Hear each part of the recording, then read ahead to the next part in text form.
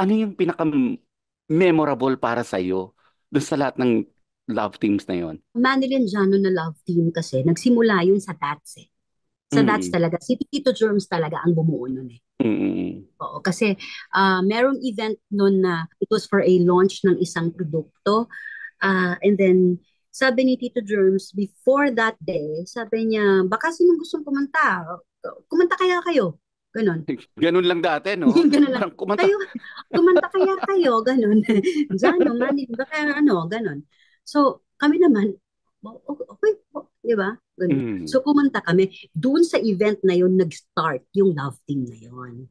Kasi talagang sobrang yung mga tao, tilian, ganyan, kilig-kilig, ganyan. Mm, So, mula nun, lagi na kami nag-duet. So, naging love team na talaga kami dyan. mm, Ganon. Tapos yung Kinti naman, nauna kasi yung Madeline na love team. And then, anong natapos na yung love team namin ni Jano, kumbaga nahiwalay, mm, Kinti Madeline naman.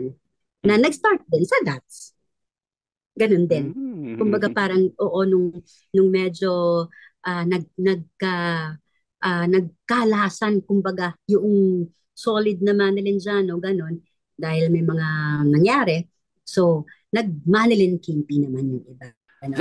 Because I remember, I think it was GMA Super Show na nag-duet kayong dalawa ni Kimpi sa Araneta. I think it was an anniversary. Nagwawala yung buong Araneta.